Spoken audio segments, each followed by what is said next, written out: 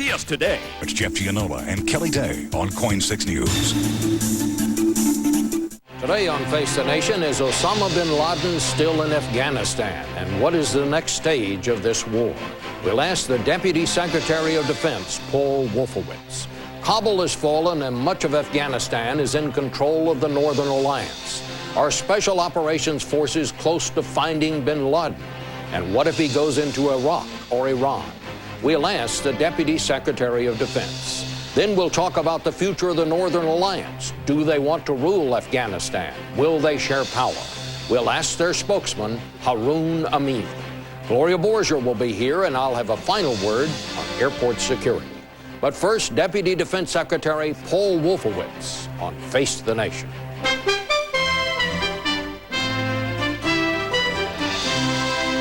Face the Nation with Chief Washington Correspondent Bob Schieffer. And now from CBS News in Washington, Bob Schieffer. Good morning again, Mr. Secretary. Thank you for joining us. Let me ask you first about some very late-breaking news. There's a story that's just moved on the wire, and I'll just quote it. The U.S. Navy was searching Sunday for 2 U.S. sailors missing in waters of the Persian Gulf after the sinking of an oil tanker they and other security forces had boarded. This was apparently an Iraqi oil tanker. The thing sank. 10 people have been pulled off. Well, do you have any late information? The best information we have as of now is this was one of many tankers that we seize and confiscate, and apparently it was very rusty. It started sinking, and we put people on board to figure out what was happening. I don't think it's more than that, but we'll know later. So it appears to be an accident at this point. This would be an Iraqi tanker that was seized as part of the maritime interdiction operation. It is a reminder that at the same time we're conducting a war in Afghanistan, we have military engaged in Bosnia and in Kosovo and in Iraq and in Korea. The world remains a dangerous place, not just in Afghanistan. We take these tankers because they violated an embargo. That's why they're confiscated, yes. Okay. All right, well, that clears that up, at least as far as we know it at this point. Another late story on the wires. Afghan opposition forces say the Taliban have offered to surrender in the northern city of Kunduz. We know this is that last stronghold they have along with Kandahar. Any late information on that? We've heard the same thing you have. Kunduz is clearly a place where some of the worst people are holed up, and it may be, in fact, that the Taliban is offering to surrender and some of the Arab and other foreign terrorists that are fighting with them are not surrendering, and we'll have to see. But I think, I think there are 2 lessons out of all of this. Lesson number 1 is that when you govern by terror, and the Taliban have ruled by terror, you don't have a lot of support once people start being afraid. And secondly, I think there's a lesson for all terrorists around the world and all governments that harbor terrorists that it's not a distinguished or glorious future that's facing these people. Do you believe that Osama bin Laden is still in Afghanistan? To the best of our knowledge, he is, but I think we understand he's not. I hope people understand he doesn't go around advertising his presence. In fact, this is a man on the run who's doing his best to hide. If he does leave Afghanistan, I can't imagine any government in its right mind harboring him. So this is a man who is in very great danger. Well, if he does leave Afghanistan and say he goes to Pakistan or any other country, would you chase him down in any country he goes to? We are going to continue pursuing him. Let's also remember we're going to continue pursuing the entire al-Qaeda network, which is in 60 countries, not just Afghanistan, and worst of all here in the United States. And as the President has said, this is a campaign against all the global terrorist networks and states that support terrorism. What is the state of the Taliban right now, and what is the state of al-Qaeda? I think they are in great disarray, and they are on the run. It bears repeating, I think every state that supports terrorism also rules its own people by terror. And we understood going into this campaign that we had a great advantage working for us in Afghanistan because the Taliban was very widely hated, and I think the reception that the Northern Alliance troops and the Pashtun rebels in the south are receiving is testimony to that. This seems to be going better, faster than some people thought in the very beginning. Why do you think that is? What tactic has been used here that's made this go better than even some who were for all of this thought it would go? Well, when it's going well now, perhaps we should also remind people that patience is in order. A few weeks ago, people were saying it's not going fast enough, and we said, let's be patient. There's still a lot of work to be done in Afghanistan. And our main objective, let's not forget, is getting al-Qaeda and getting the Taliban leadership, and there's a lot of work still to be done. come back, though. I mean, I think the fact is that this was a government that ruled by fear, and when you remove the fear factor, it fractures everywhere, and I think they're in trouble all over the country now. But I guess what I was driving at, this is not just air power this time. This is people on the ground calling in the airstrikes. Has that made a difference? Well, it is remarkable, and one of the reasons why it took a few weeks before we could make our air power fully effective was we had to get people in on the ground to direct airstrikes so that they would take out the Taliban and not take out our people. If you'd indulge me for a minute, actually, I have with me a dispatch that came from one of our special forces guys who was literally riding horseback with a sword with one of the Northern Alliance. With a sword? With a sword. With a Northern Alliance group of several hundred people who had nothing but horses and rifles. And he said, "I'm advising a man on how best to employ light infantry and horse cavalry in the attack against Taliban tanks, mortars, artillery, and machine guns, a tactic which I think became outdated with the invention of the Gatling gun. The Mujahideen are doing very well with what they have, but they couldn't do it without the close air support." And he then goes on to describe how two of his enlisted people, one Air Force, one Army, had called in airstrikes, possibly, certainly from aircraft carriers, maybe from bombers in Missouri, while Taliban artillery was hitting 50 meters away. It's, in a sense, the return of the horse cavalry, you might say. But no horse cavalry in history before this could call in airstrikes from long-range bombers. What do the people in the Special Forces know how to ride horses? I mean, there's a difference in jumping on a horse and hanging on and being able to ride. Are they trained to ride horses? I can't say for sure, but apparently these guys were. They're trained in an extraordinary range of survival skills and local customs and language, and they're quite an amazing group. Well, maybe this story in the Washington Post today before these forces got on the ground, but the Washington Post reports that as many as 10 times over the past 6 weeks, air forces have believed that they've seen the top Taliban leadership, al-Qaeda leadership, and they could not get them because of cumbersome bureaucratic process that kept them from striking. Can you tell us about this? Well, first of all, I can only tell you a certain amount because, frankly, it's a bit distressing that people go to the Washington Post or to any newspaper with complaints that they apparently are unwilling to go to the leadership of the Defense Department and explain. But here are two basic facts. I mean, number one, we have said from the beginning that one of the major concerns in this campaign is to avoid unnecessary civilian casualties, and that we have said from the beginning, and apparently that's what these people are complaining about. But it is part of the strategic success here, I think, that we have in fact been very careful not to kill civilians. Not that we've always succeeded, but we worked hard at it.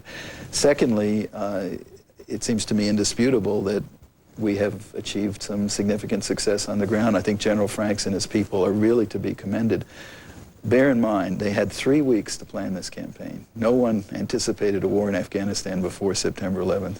They started 3 weeks after the president gave them the go-ahead. They've been at it for 6 weeks only now. There's still a lot of work to be done, but it is impressive what they've accomplished. I'd like to go back to something that you're reported to have said early on in this campaign when there seemed to have been a debate going on within the inner circles of the administration about whether you just went after Osama bin Laden or you also went after Saddam Hussein. And it was reported that you were one of those who said we should go after Saddam Hussein also. Your direct quote on the record, while you never commented on that, was, "This is about more than just one organization." Do you believe that this war ought to be widened now to include Saddam Hussein, Mr. Wolfowitz? I think we have got to keep our focus right now on Afghanistan. There's a great danger that we're going to declare victory before we've achieved our objectives there. But the president has made it clear from the beginning, and recently as well, that this is about more than just Afghanistan and more than just al-Qaeda. And he, I think, I've known this about him since I first observed him during the campaign. This is a man who enjoys debate among his advisors. He encourages it. He learns from it. And he's a president who makes decisions, and when he makes decisions, it's a team that pulls together and focuses on the objective. And the objective right now has got to be on Afghanistan and finishing our work there. Well, under what circumstances should we go after Saddam Hussein? The president has stated the objective, I think, very clearly, and the objective is to dismantle the global terrorist networks and to end state support for terrorism. And there are a number of states that support terrorists. Saddam Hussein is one of them, but not the only one. And there are a number of ways one can imagine that they might get out of that business. Frankly, I would hope as they observe the fate of the Taliban in Afghanistan, some of them would be reconsidering whether this is a promising should Saddam career. Hussein be worried right now? I think any government that supports or harbors terrorists should be very worried right now. Do you personally believe that he had anything to do with the events of September 11th? There's a lot that we still don't know about the events of September 11th, and we are still looking for evidence. We're still collecting evidence. In fact, one of the things we hope to gain as we achieve our objectives in Afghanistan is more and more intelligence about that network. And it's not, by the way, just about September 11th. It is even more importantly about preventing what may happen next year or the year after.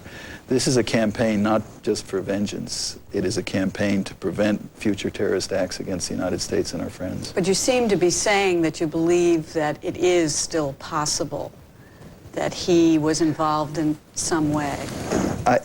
Here's what I think we know, and we know it not just about Iraq, but a number of countries, that they consider terrorism an instrument of national policy and that they pursue weapons of mass destruction. And that combination of those two things has got to be of particular concern to this country. Let's talk a little bit about what's going to happen next in Kabul, what you want to happen. Obviously, the Northern Alliance forces are there. They got there first with no small amount of help from the United States air power and those people you talked about on the ground.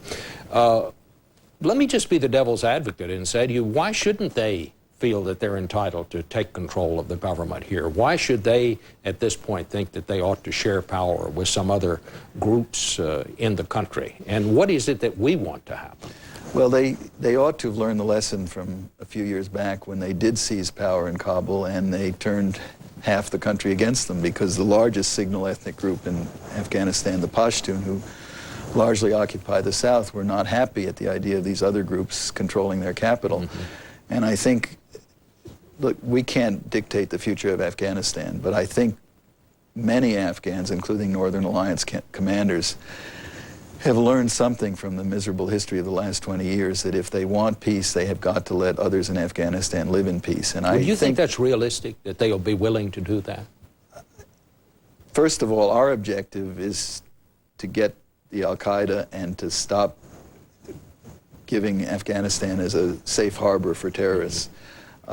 Beyond that, it's got to be the Afghans, and maybe with some help from the international community, who have their who determine their own future.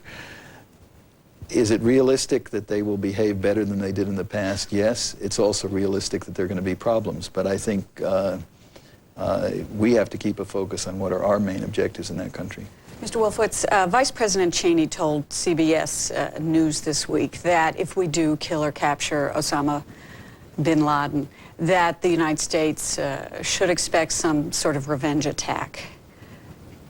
Can you tell us about that? I think we have to anticipate attacks under almost any circumstances. And clearly this is a campaign not just in Afghanistan, and the most important piece of the campaign, which is not military, is here in the United States. Hopefully we've had some success, though we don't know for sure. We don't know what we've disrupted by the people we've arrested here over the last 2 months, but I think we've had some effect, and we hope that these two things will start to work together, that we'll get more intelligence out of Afghanistan that will allow them to disrupt things.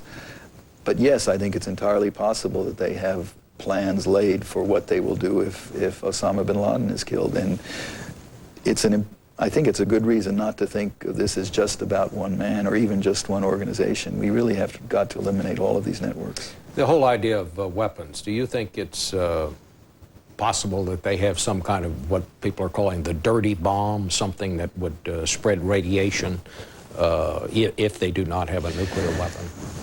It is possible. We haven't seen very much evidence of that. I guess there are documents that at least one news agency got out of Kabul that suggest maybe they have something, or maybe they just have documents intended to scare us. Bin Laden claimed the other day, I think, on an interview that he had, or suggested that he had nuclear weapons, but that may have been more to frighten us than for reality.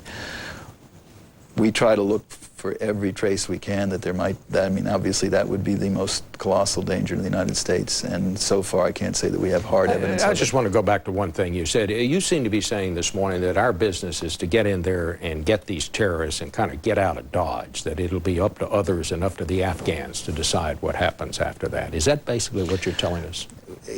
I'm saying the military objective, the purpose of our military is to accomplish those things. I'm not, as a national objective, I think, yes, we would like to see a stable Afghanistan afterwards, but that's not going to be achieved by the American military, and it's not even going to be achieved primarily by outsiders.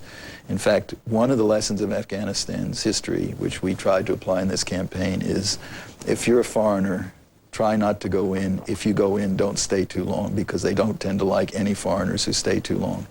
And so I think the road to constructing a more stable Afghanistan, and one that is not, once again, a harbor for terrorists, has got to be providing incentives for the Afghan people to live better with one another. And I think a lot of those incentives are going to prove to be humanitarian and economic, and there's a great opportunity here to help educate those women who've been deprived of education for the last 5 years under the Taliban. There's a great opportunity to provide medical care and other kinds of basic assistance the Afghan people need. And hopefully through those kinds of instruments, we will also have the influence to encourage them to do what they need to do, but we can't do it for them with our military. Paul Wolfowitz, thank you very much. Thank you very much. When we come back, we're going to talk to a representative of Afghan Northern Alliance, Haroon Amin. Just a minute.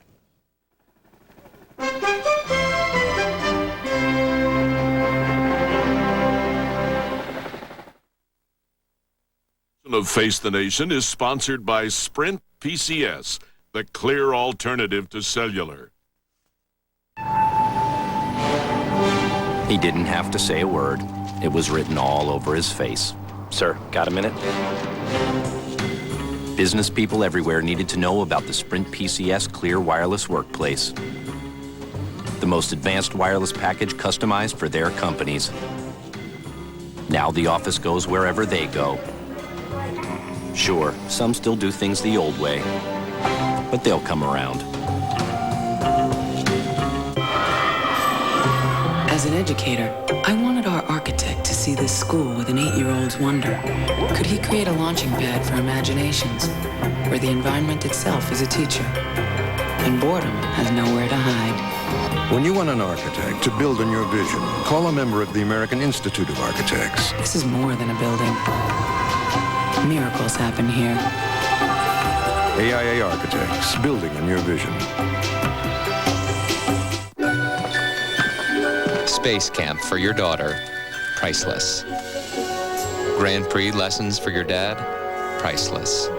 A celebrity chef for your sister, priceless. Getting them something that wasn't on their list, priceless. Use your MasterCard and you could win 5 priceless gifts, including an African safari. There are some things money can't buy. For everything else, there's MasterCard. We're back now to talk to Haroon Amin, the Washington representative of the Afghan Northern Alliance. For those of you not familiar with his background, when he was 18 years old, he was in the Afghan army fighting against the Russians, and became a member of the government's diplomatic corps, and was a member of the government when the Taliban took over. Now he speaks for that government that was, and for the Northern Alliance here in the United States. Mr. Amin, the Northern Alliance is now in Kabul. Apparently, the United States did not wish them to go into the city. Why did they do that, and what should we expect now? Bob, if the United States would not have welcomed that, I don't think that President Bush and in terms of the international coalition, Prime Minister Tony Blair would have welcomed the advance or the securing Kabul. I think that was in line with the objective, and the objective is that countries are either on board with the international coalition or they're off board.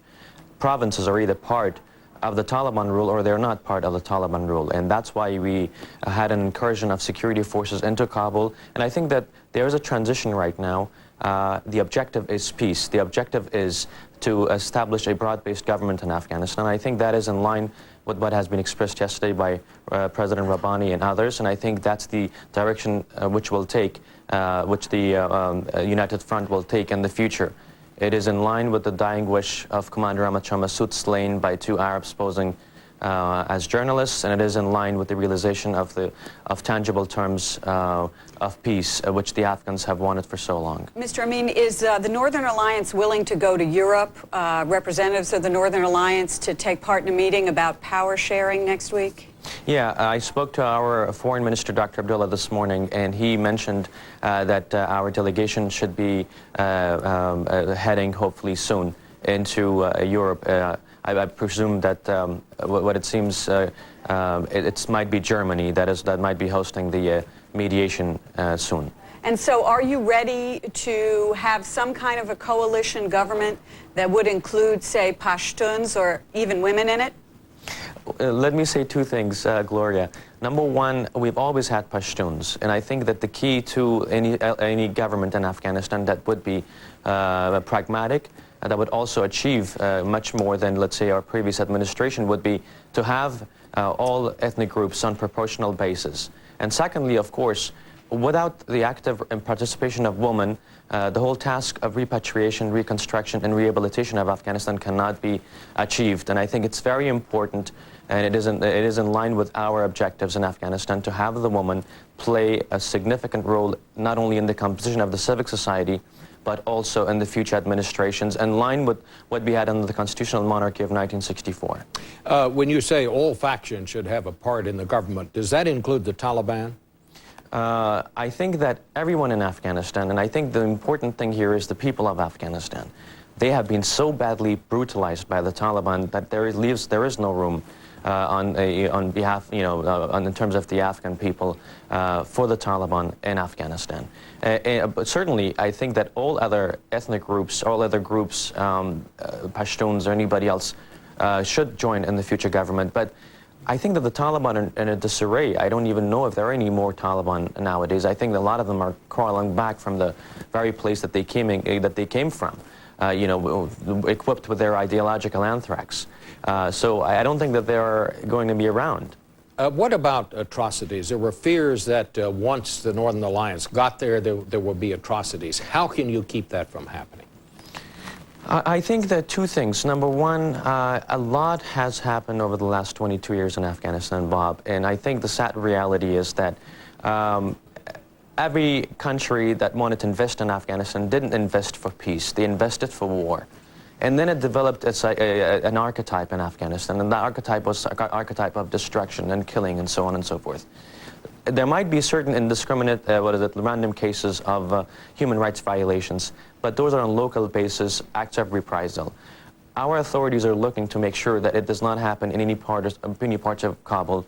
But let me emphasize that it's very important for the international community to be part of this whole peace process, making sure that... I'm sorry. That very point, we have to leave it there. We're just simply out of time. Okay. Thank you so much. Thank you, Bob. And thank you, Gloria.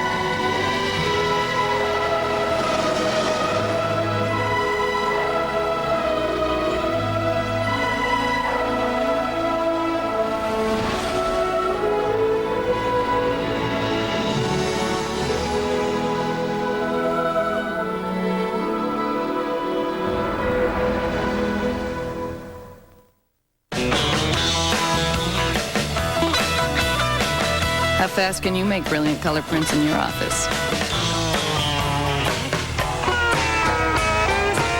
With a Xerox Phaser 2135 color printer, you can make 21 color prints per minute. That's more than 3 times faster than HP's fastest color laser printer. Hey, catch us if you can. The Phaser 2135, one of the family of Xerox network printers. This is experience. This is discipline. This is how investors make it through volatile markets. At Merrill Lynch, we guide our clients through market uncertainty by reassessing their risk, their asset allocation, and their financial goals. This is what a Merrill Lynch financial advisor does. This is what you do. And these are the times when we do it best. Oil and gas prices, they're plunging, and that's good news for the economy. Monday, why it's happening and what it means for your bottom line on the CBS Evening News with Dan Rather.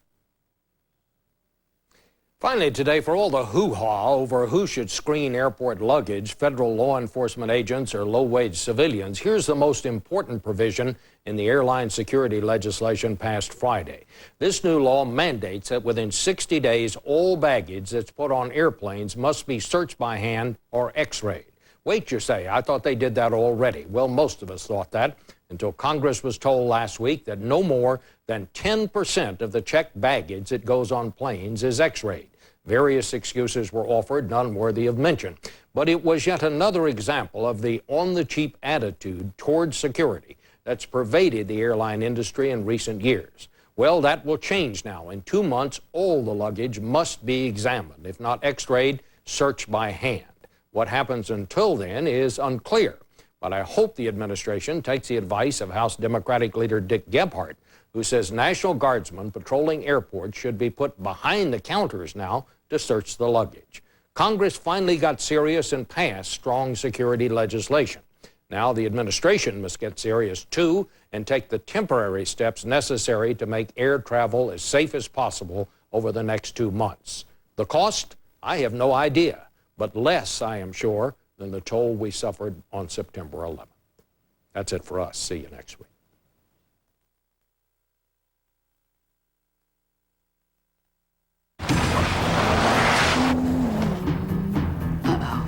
Speeding, was I? Should I pull over? But I haven't done anything. Why am I feeling so guilty? I didn't even stop at that stop sign. Wait, there was no stop sign. Oh no, that parking ticket. Wait, I paid that. Great car. Oh, phew. Now what? Really great car. The all-new A4. Exciting to drive, hard not to notice.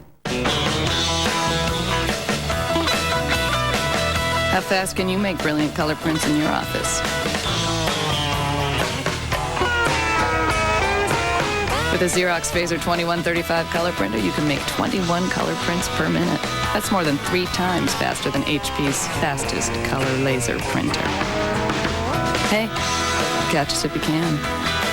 The Phaser 2135, one of the family of Xerox network printers.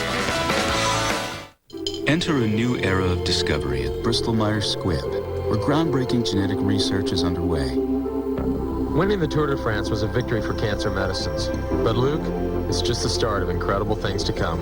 At the Bristol-Myers Squibb Center for Applied Genomics, researchers strive to unlock the secrets of breast cancer, Alzheimer's, and diabetes to lead the way in new frontiers against disease. Hope, triumph, and the miracle of medicine. Bristol-Myers Squibb Company. This portion of Face the Nation was sponsored by the Document Company, Xerox, and by Bristol-Myers Squibb. Hope, triumph, and the miracle of medicine.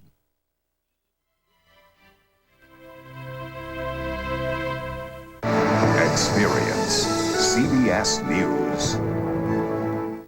Scam Busters, they go after fake doctors in a special series, plus an exclusive with Laura Bush about September 11th, Monday on The Early Show with Bryant Gumbel and Jane Clayson. Hallmark Hall of Fame presents In Love and War, CBS tonight. If you'd like to recognize a man or woman serving in the armed forces, send that person's picture to Coin Salutes. And Coin 6 News will recognize the men and women who protect our freedom. Shelly, listen, it's Greg. I'm at the dentist. Yeah, okay. Shelly, I want to come into work. They don't know what I've got. I have a tooth. Scratching, rashing, 24-hour, like, mumps. What else can I have? I am really sick. Both ears gone. Really bad haircut. I'm in traction. The Acura MDX with torque managing four-wheel drive. I was eating waxed fruit this week. No. Taking the SUV to a place it's never been before. The Iditarod is like wrestling with Alaska herself. I've seen her tough side. And her fragile side. I love them both. I care about her natural beauty and her natural resources.